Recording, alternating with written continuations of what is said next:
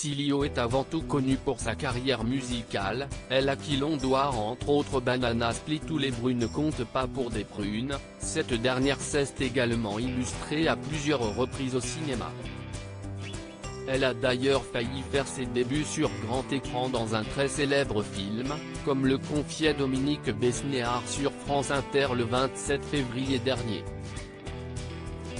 En effet, l'illustre agent artistique a révélé que Lio avait été pressenti pour jouer le rôle principal dans Le Thé meurtrier, avant que celui-ci ne soit finalement attribué à Isabelle Adjani.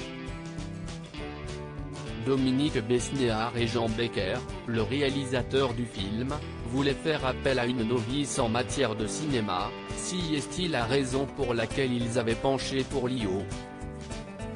La première personne à qui on a pensé, c'était Lio, explique Dominique Besnéard, responsable du casting à l'époque.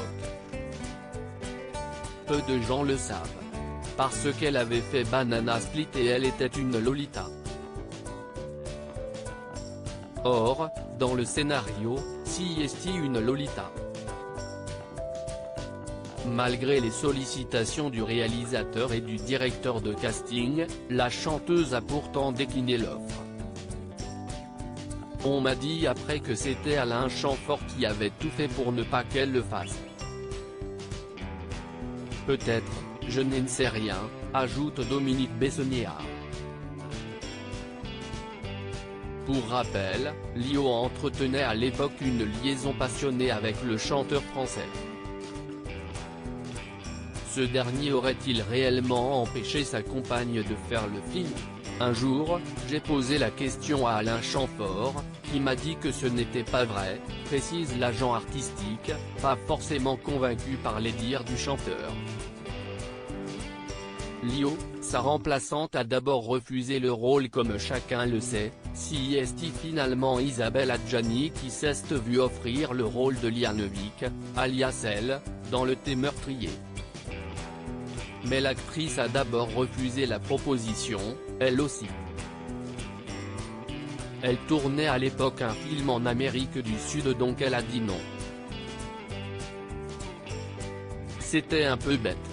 Mais je pense qu'elle n'avait pas envie de se déshabiller, explique Dominique Besnéard.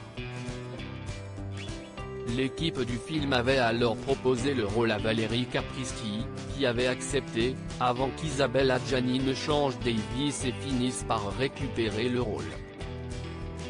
Ça a duré tellement cette préparation que je suis allé sur un autre film et après, j'ai su qu'Adjani était revenue.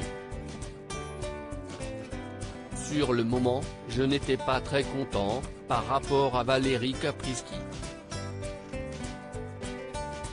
C'était un peu dur quand même, conclut Dominique Besnéard.